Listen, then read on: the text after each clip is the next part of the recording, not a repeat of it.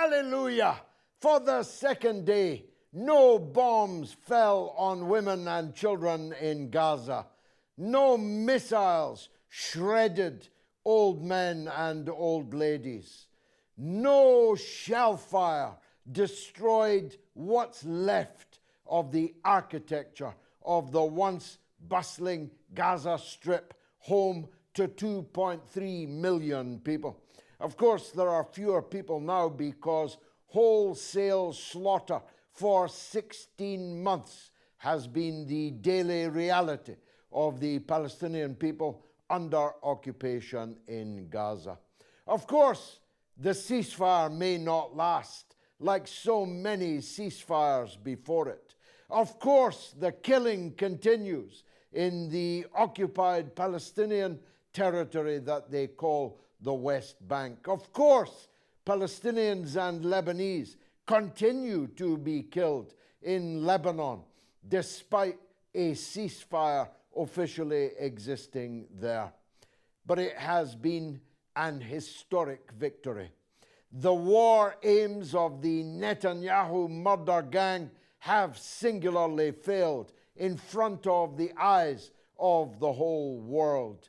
They said they were going to release their prisoners of war by force. They said they were going to eliminate the Palestinian resistance in Gaza. But they achieved neither of these goals. And they lost up to 10,000 of their own soldiers, killed and wounded, many of them disabled forever, physically and psychologically. The economy of what they call Israel has been virtually destroyed, brought to its knees by the cost of these conflicts, not just in Gaza, not just in keeping their iron grip of the people of the West Bank, not just in their invasion of Lebanon, but the wear and tear of the resistance axis everywhere has taken a terrific toll on Israel's economic, its physical, and its mental well-being. Never has there been a time in the 50 years that I've been involved in this cause when Israel has looked more weak, more divided, more feeble. And when the spokesman, Abu Ubaidah, of the Palestinian resistance, which Blinken declared, Blinken, not me, was as strong today as it was the day this latest batch of mass killing began. When Abu Ubaidah spoke, he thanked not just the steadfast people of Gaza, but the allies who had fought alongside and with the Palestinian resistance. And he named them. He named the resistance in Lebanon.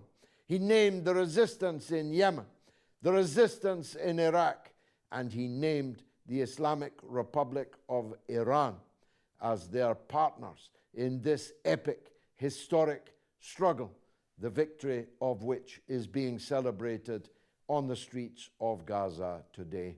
It was one in the eye for the sectarian fools, the Takfiri extremists, who like to distance themselves at best and excoriate at worst anybody who stands up for Palestine outside of their own narrow political and religious interpretation. And they cannot bear that the spokesman of the resistance in Gaza itself went out of his way to praise the people they hate so much. Confused? I am too. Let's try and get some clarity on it. From a man from Gaza, the most preeminent Arab journalist in the world, Abdel Bari Atwan, here on Have It Out with Galloway.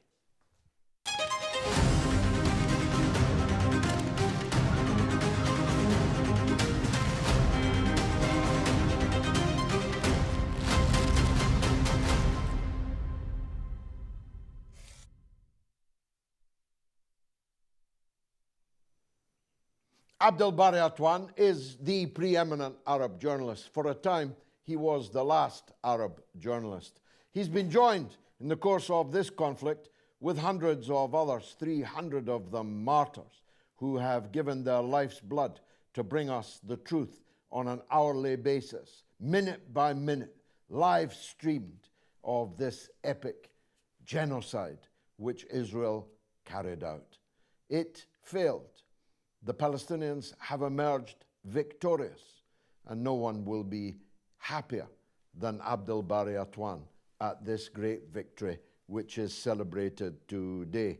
Elf Mabruk, many congratulations to you and your people for withstanding a modern day Holocaust. Abdel Bari, how must you be feeling today?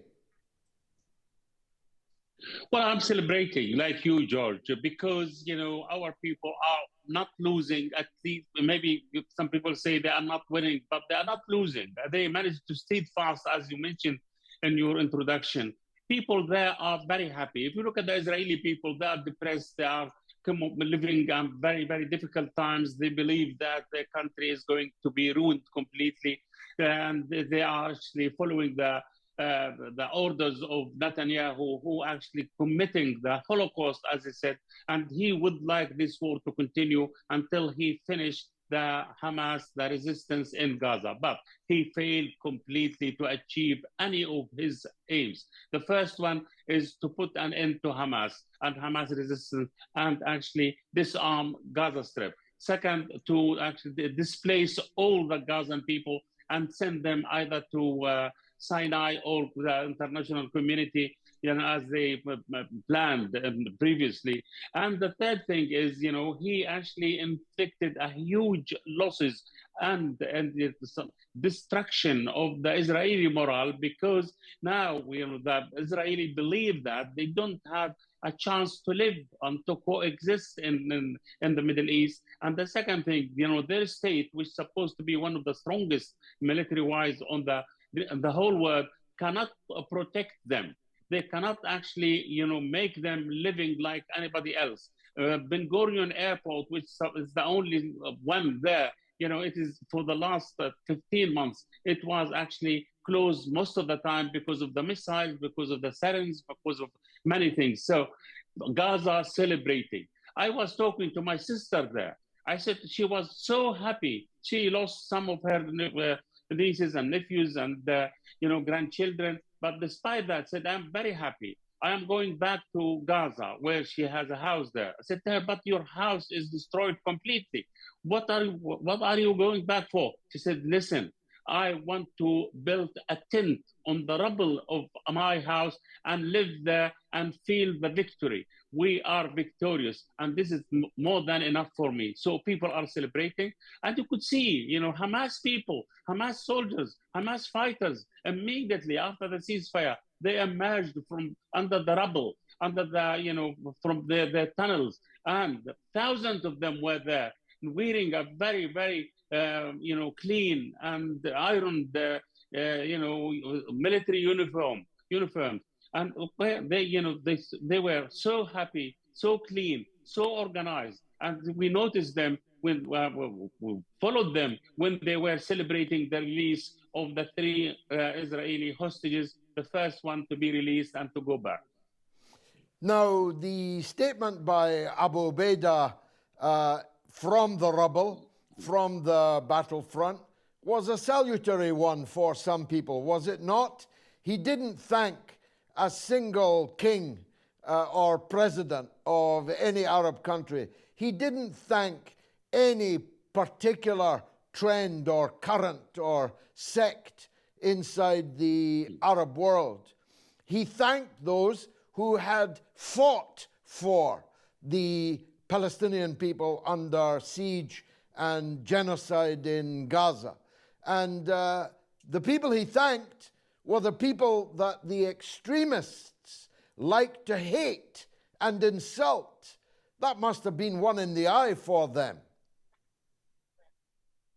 Yes, he did not actually praise any of those Arab leaders because he considered them collaborator with the Israeli. They let down the Gazan people who were fighting in order to protect them and fighting to liberate the holy places in Jerusalem. That's it. He didn't. He actually praised the people, the Arab people who are fighting, who supported the Gaza and supported the resistance in Gaza. Also, he thanks the Yemen, which actually stand with the Palestinian, as a government and as a people from the day one, and send, hundreds of missiles to hit the depth of Israel there and reach Tel Aviv, reach Haifa, reach Jaffa, everywhere. So he thanked them. Also, he thanked Iran. Because Iran actually armed the resistance and standed with the resistance in Gaza. And so, why should he praise people or leaders who are actually controlled by United States, by the government, by Biden, and now by Trump? So he was very frank. And they don't care. Some of them, for example, Jordan, they were so upset because he didn't mention them. And also, the social media, people said to Jordan, what did you give the Palestinians? You were actually letting a lot of vegetables, a lot of foods, a lot of maybe also spare parts to go to Israel on this kind of help to them. So, Abu Ubaidah was very clear, very, very clear. He actually praise the people who deserve this praise, praise the government who deserve this praise, this praise. So now we are in a new history. Gaza entered the history, and Gaza actually is deep in its presence on the geography. So this is Gaza because of the resistance. It is not Trump who actually imposed this ceasefire. It is the resistance who actually caused the Israeli a lot of death, the Israeli army, who could not actually stay in Gaza. And they want to leave. They want actually to relax a bit. They want to reduce their losses in Gaza. So that's what happened. It is a day of victory. It is a day of celebration. And it is actually, the day of the resistance upper hand. It could be now in Gaza, and the West Bank war started. The armed intifada in the West Bank started. So the Israelis are facing a very difficult time. If Netanyahu wants to come back to war, he's welcome. Simply because the people today stayed fast for 15 days, despite the air raids, despite the missiles, despite the genocide, despite the ethnic cleansing. Those are really, really the best people. Those are actually, they are courageous. They have a principle, and they want to die for their cause without any hesitation. It is a lesson to the American. It is a lesson to the Israeli. America is not actually undefeated. No, the Afghani, the Taliban, they defeated America.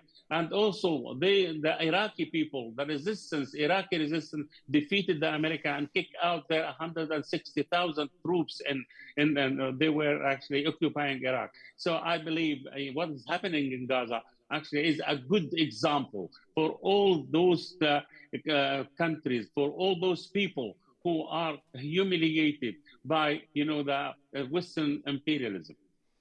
Now, you and I are both so old. We remember President Abbas when he was an old man.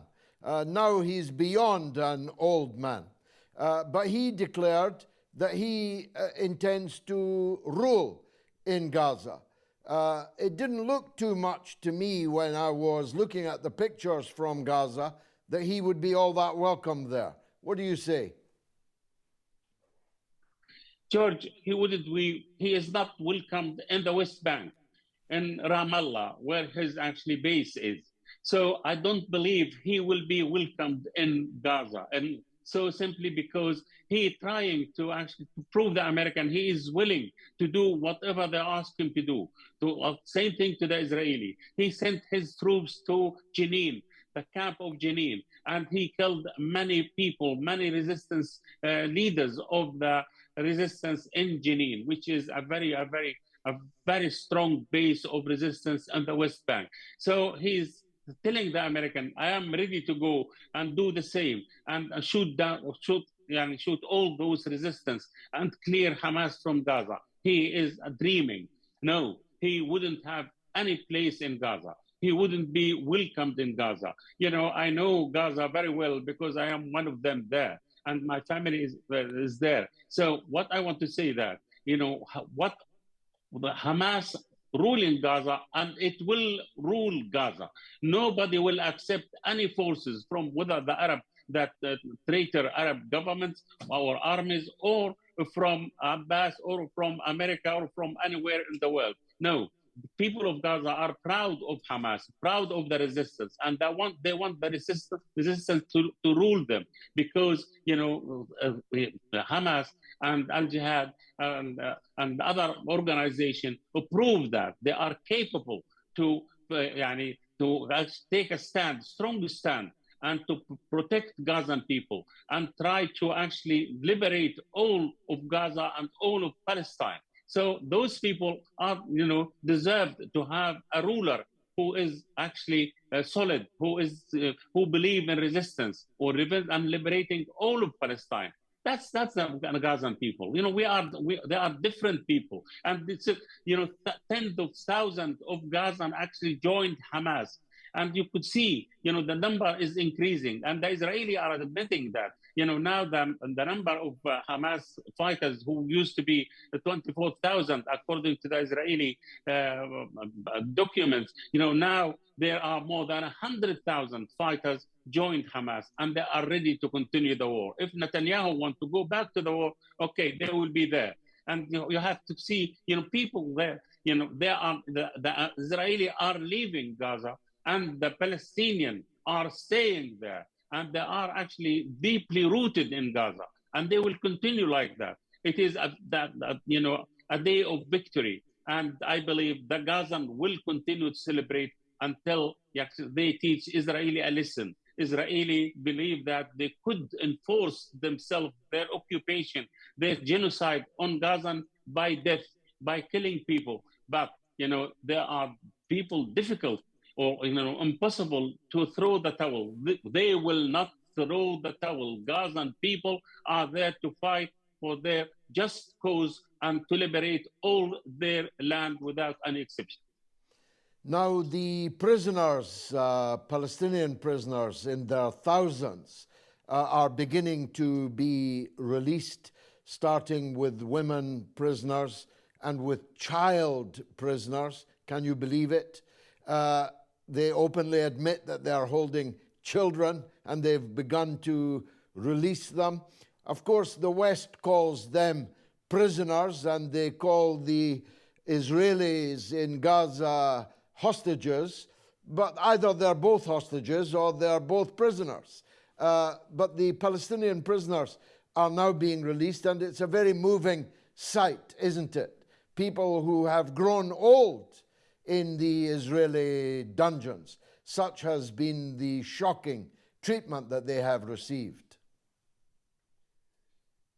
George, if you look at the treatment of Hamas to those hostages or those prisoners, you will see, the three girls who were released, they were not actually hostages. They were models, very clean, very well dressed, very healthy. And if you look at the Palestinian, prisoners who were released by the Israeli war, forced Israeli to release them, look at them, all of them in a very bad shape and very ill, because they were badly treated. They were tortured on the Israeli prison. Imagine that Hamas, so-called terrorist organization, giving those hostages or those prisoners, the girls, they're giving them prison.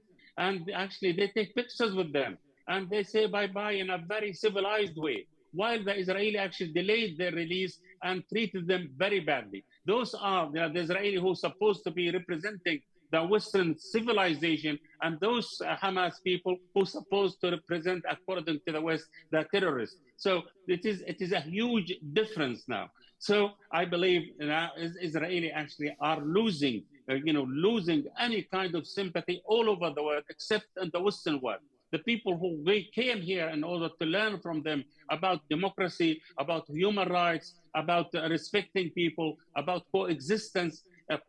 So this is the difference. The Hamas taught the Israeli a very important lesson of civilization, listen of mercy, listen of humanitarian.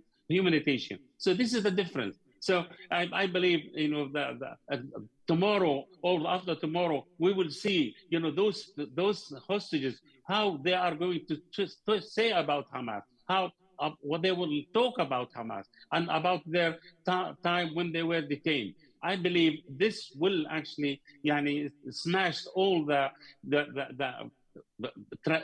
propaganda, Western propaganda about Israel, which is representing the Western civilization. I think it is a very, very, very important moments here when you can see the humanity of the so-called terrorists and the brutality of those so-called civilized. This is the difference. Now, you mentioned earlier, Abdel Bari, the depression on the faces of the Israeli lawmakers. They were weeping in the corridors of the Knesset. Ben Gvir has already left the government. Smotrich is threatening to leave the government. This is not just because they have been defeated in Gaza, is it? Because they had so many ambitions. They wanted to smash the Iranian Revolution, as if they could possibly dream of doing so. They wanted to smash the people's government in Yemen. They wanted to smash the resistance in Iraq. The Iranian Revolution is still standing and will go on standing, and ditto all the others. All of their plans have been confounded now. George, the Ben Gurion, the founder of Israel, he said to them, look, listen to me. First, you have to do two things. The first, you should not actually have a war in your territory. It has to be on the Arab land. And second, it has to be short and quick. Now, Israel cannot actually apply that simply because there is resistance. And this resistance is ready to confront them. If Trump would like to go and attack Iran or something, he will pay a very heavy price. There are 50 American military bases on the Middle East. It will be, a subject, it will be a target of the missiles there, at least from Yemen, from Iran, from Lebanon, from Gaza. That's one thing. Second thing, if actually, if the Israeli and the American are going to invade Iran or bomb Iran, definitely there will be reaction. Definitely Iran has secret weapons which the Israeli don't know about it. And I wouldn't be surprised if the Iranian got actually a nuclear bomb. Because Blinken told us about 6 months ago that Iran is capable of producing a nuclear bomb in less than a week.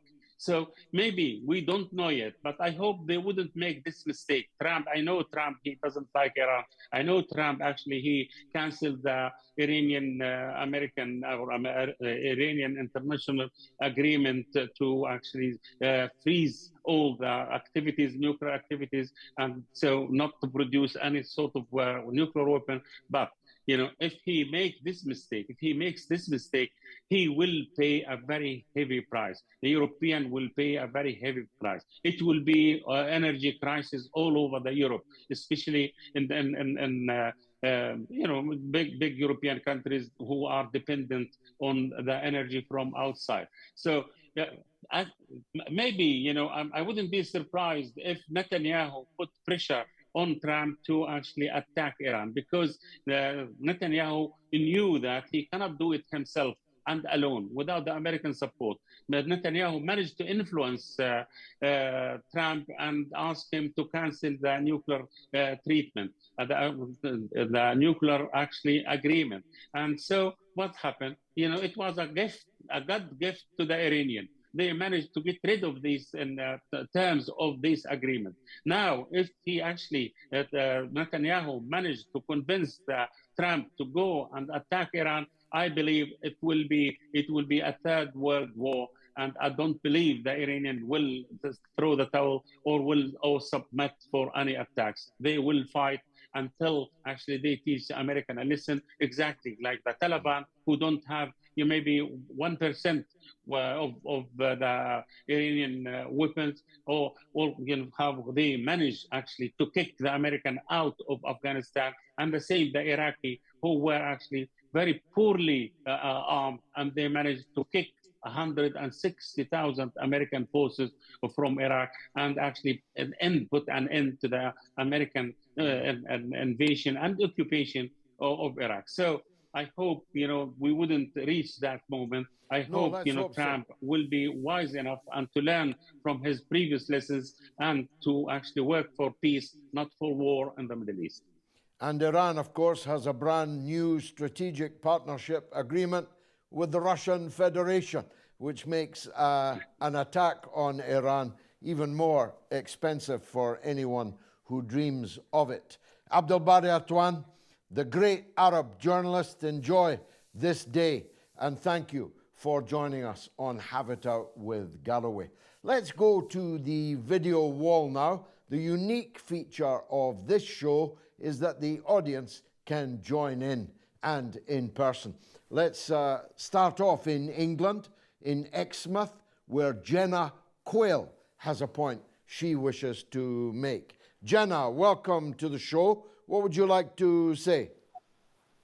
Assalamu alaikum, George. I would like to reflect on the Israeli hostages. One of the girls was a British dual national. Statistics are that there's about 44,000 British Israeli dual nationals. As we know, to live in Israel, you have to be a part of the IDF. So everyone who lives in Israel has served. My question really would be, is there any way that we can, the ones especially that have served since the 7th of October, is there any way that we can do anything as a country to stop them coming back in, or to have them arrested, to be, to stand charged for the war crimes that they've committed? I'm not too sure how we would do it, but that's something that I think that we should look at. Well, if we had a decent country and a decent legal and democratic system, that would, of course, be the case. Someone like me risks arrest giving an interview to Russian media. I'm not making that up. Whilst a dual national can go to Gaza and kill women and children and come back, not only without difficulty, but can come back and resume their place, even in the British police force, even in the man in the bank, the man working at Tesco, could well be in their other life a killer for Netanyahu of women and children in Gaza, and they are able to walk freely amongst us as if the whole killing fields had not happened.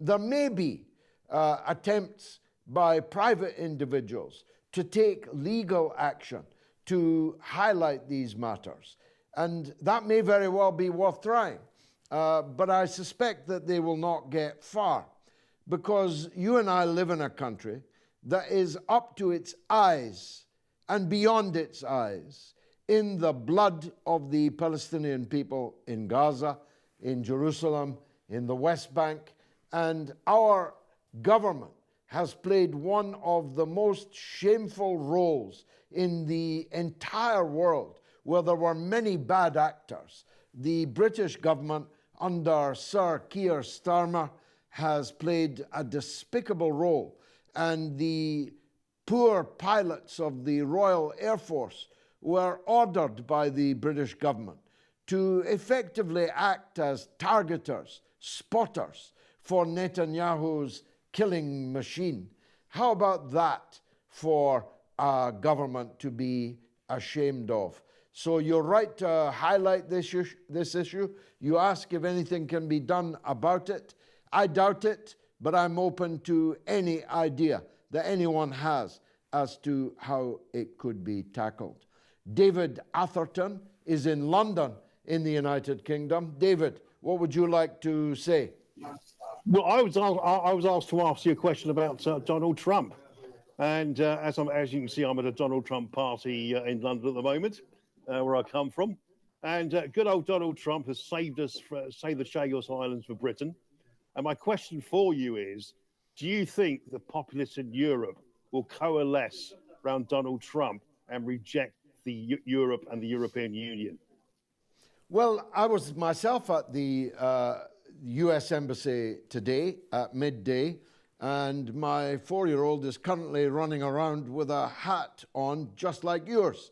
I won't be wearing it for a variety of reasons, but we were there at the embassy to say goodbye and good riddance to the criminal regime of Biden and Blinken. So you're happy that Trump is back. I'm not myself happy that he's back, but I'm very happy indeed that Kamala Harris isn't back, that Joe Biden isn't back, and that Anthony Blinken isn't back.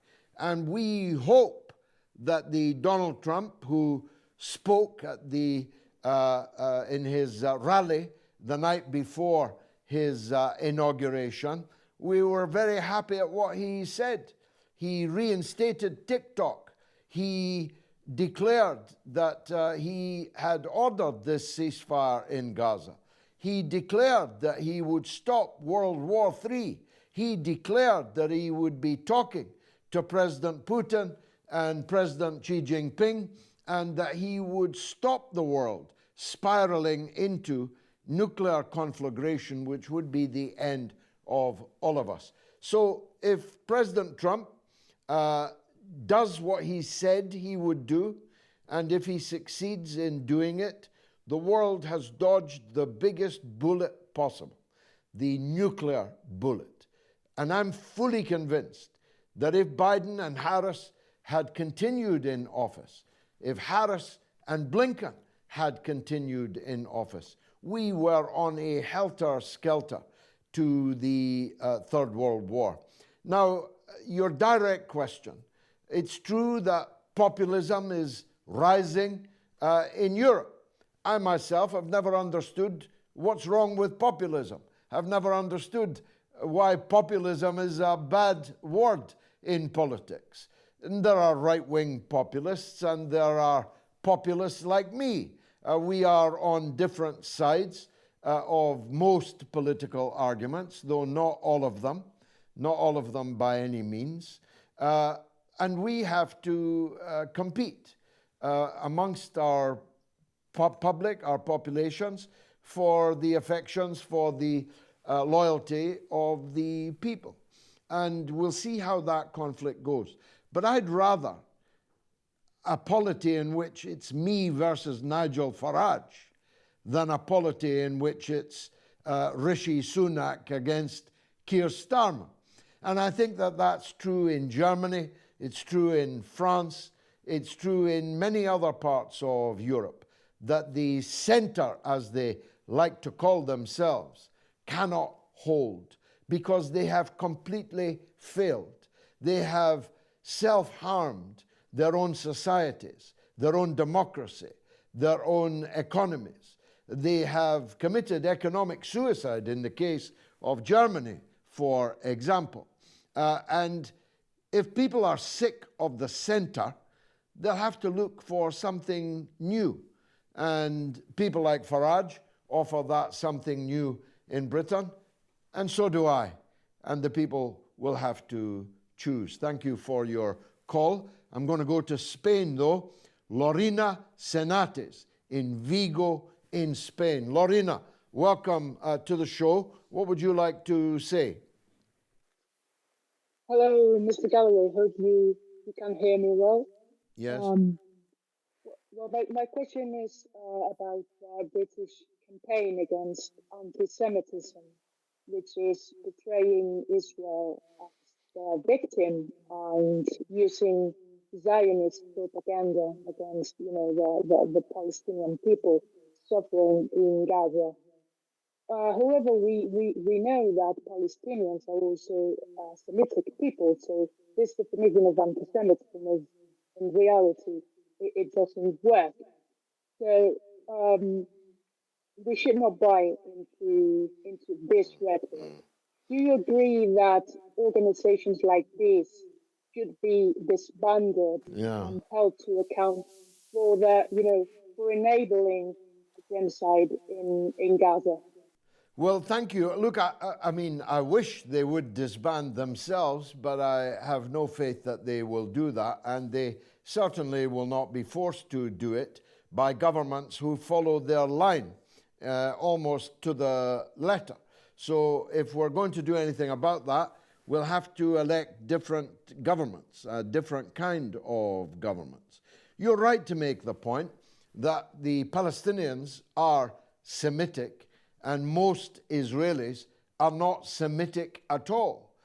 They originate in Central and Eastern Europe by conversion to Judaism, albeit many centuries ago. So anti-Semitism is not the correct term, but Jew hatred is a real thing. I mean, I come across them on social media, and hatred of Jews is every bit as pernicious and evil as hatred of Muslims or Catholics. It's as bad as hating black people or brown people, and we must have no truck with it.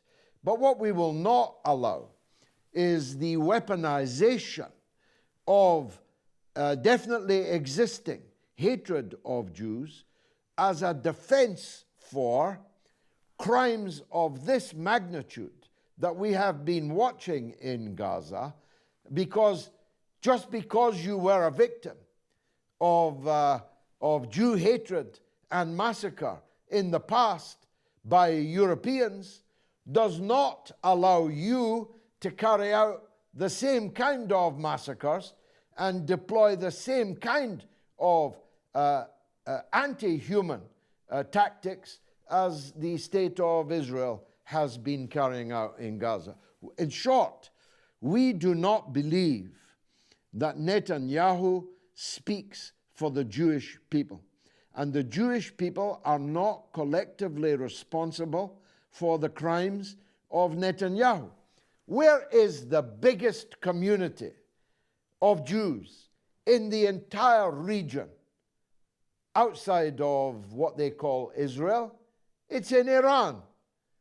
Iranian Jews live a good life in Iran amongst their Muslim neighbors. They are an honored, indeed treasured part of the Iranian society. They have members of parliament. They have social, religious, civic organizations. There is no anti-Semitism in Iran. There's just a great deal of hatred against the crimes being committed by the state led by Netanyahu. Thanks for that call. Cordelia Ghaffar is in Washington, D.C., where it all happened. Cordelia, what would you like to say? You know, I just want to put into the conversation with the unpredictable nature of Trump's ever-shifting foreign policies. How can our historic international partners be confident that the West, particularly the United States, is a dependable partner for the next 4 years? Well, frankly, I hope it isn't, because if your point is that America needs to be a dependable partner of the war machine of NATO, I very much hope that the United States will not be. If it is your point that the United States should continue to support the dictatorship in Kiev with hundreds of billions of dollars of money that your own people need, your own society needs, I hope the United States will not be dependable. If your point is that Israel should be able to continue to count on an endless flow of weapons and money, I hope the United States will not be dependable in that way. But I don't think you should mistake the declared positions of European governments with the actual opinions of the European people, as you found in France in their election, so you will find in Germany in their election.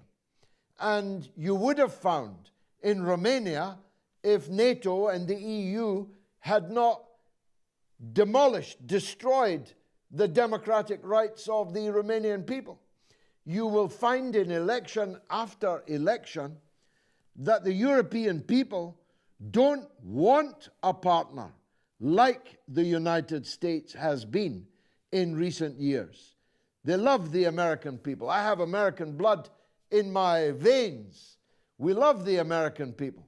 We wish them every success in mending the broken bridges in their society. We wish them every happiness and prosperity as they rebuild their country under their new president. But we want them to stop making war all over the world. I think you should think about that in relation to your question. Ali Nasser is in London. He sent me a message. Let's hear it. Hello, here's my question. Do you agree with me that Trump's expansionist remarks about Panama, Canada, and Greenland indicate an ambition to forcefully re-establish the Monroe Doctrine?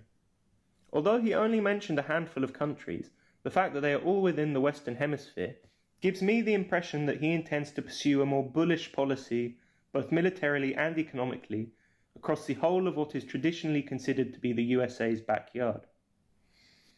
Furthermore, the outgoing Biden administration significantly increased the reward money for Maduro's arrest, so both parties appear to be shifting their focus to the Americas right now. Considering the history of US military intelligence and business activities in this region, should we not be alarmed about these indications from Washington? And if the next Juan Guaido figure is a success story, what could be the implications of this for Latin America, which now seems to include Canada as well? Well, it's a very good question, especially as I've just returned from Venezuela. I still have the dust of Venezuela on my shoes. I don't think that the United States is strong enough to re-establish the worst manifestations of the Monroe Doctrine. I think that these three issues that you raised should all be taken separately. First of all, the United States is not going to acquire Canada because the majority of the Canadian people will not agree to it. I think they will acquire Greenland because the Danish government is a slave government and will do nothing at all to hold on to its own sovereign territory. They have already washed their hands of the matter by saying it's a matter for the people of Greenland. Well, there's only 50,000 people in Greenland, and I'm sure that Donald Trump Jr. has already offered them $1 million apiece, and it would be a steal, and I think they will steal it. They will not be able to reoccupy Panama because that would set ablaze a flame of Latin American anti-Yankee nationalism that the United States would not be able to contain. They can't even contain the fires in their own state of California, never mind Latin America on fire. They may be able to have some face-saving arrangement where their personnel guarantee the safety of American shipping through the canal, but they will not be able to take over Panama. Of that, I'm absolutely sure. And therefore, by extension, I feel that any declarations about re-establishing absolute American hegemony over the southern part of the Americas is doomed to failure. Desmond Thompson is in London. He's up next. Desmond, what would you like to say? Good afternoon, George. Good afternoon. On my mind is a vote that was taken in Parliament, I think, last year on continuing the bombing of Palestine. And all the MPs who voted yes, in my mind, and very clear, that they are war criminals. They approved a massacre of people. Now, regardless of any race or religion or community, they certainly do not deserve this massive bombing that was taken out. More bombs were dropped on Gaza than the entire Vietnam War. This is an absolutely horrendous crime of the 20th and 21st century. And these people here in London voted for it. In my opinion, they should actually be charged under the English common law as criminals. Well, I feel just as strongly as you about that. They didn't actually vote to bomb Gaza, but they voted against a ceasefire, having earlier refused a vote by subterfuge in the form of the Speaker of the House. But you're absolutely correct to say that the vast majority of the members of the House of Commons are jointly responsible for a war crime. They are jointly responsible for defiance of international law, defiance of the decisions of the International Court of Justice, defiance of the arrest warrants issued by the International Criminal Court, defiance of all law and morality around war, its conduct, and the crimes against humanity that have been carried out in Gaza. With British collaboration, with British weapons being used, with British Air Force jets being flown on reconnaissance missions, the better to target the people in tents in Gaza that were being bombed with weapons made in Britain and licensed by the British government. I don't just mean this British government. I also mean the last British government. Two cheeks of the same backside, Tory and Labour, vying with each other as to how enthusiastically they could support this genocide of which Netanyahu and his allies are clearly guilty. Let's go to my own country of Scotland, where J.A. Fern sent me this message. Let's hear it. Go ahead, sir. Evening, George. Thank you for taking my question. Simple, really. With each day that passes, there seems to be another scandal comes out about Labour. And as positive and encouraging as that might be for people like the Conservatives and Reform, what it actually does is adds another crack and another fracture into our society, causing more rifts, more problems, more stress and more likeliness of something exploding. So how would you've got much more experience in this than most of us do, how would you go about keeping peace on the streets? Well, first of all, I wouldn't have sacked all the police officers that the subsequent series of consecutive British governments have sacked. I would have more police. I'd have sterner punishments for crimes, and I would tackle the mass poverty and alienation that exists within our country. Without these three things, crime will continue to be a suppurating sore in British society. We have a society where the rich get richer and the poor get poorer, where the facilities available to youth, young people up and down the country vanish to the point of complete disappearance. We have no religion. We have no patriotism. We have no social cohesion. We have division upon division upon division everywhere. Somebody has to heal those divisions. Somebody has to close the gap between the rich and poor in Britain. Somebody has to get a hold of situations in Britain and by the scruff of the neck solve them, and forget about trying to solve problems in Eastern Europe when we have such problems here at home. I've run out of time. My apologies to those who didn't get on the show. It's been marvelous for me. I hope it was for you. Next time, same place, next week for Have It Out with Galloway. Thanks for joining me.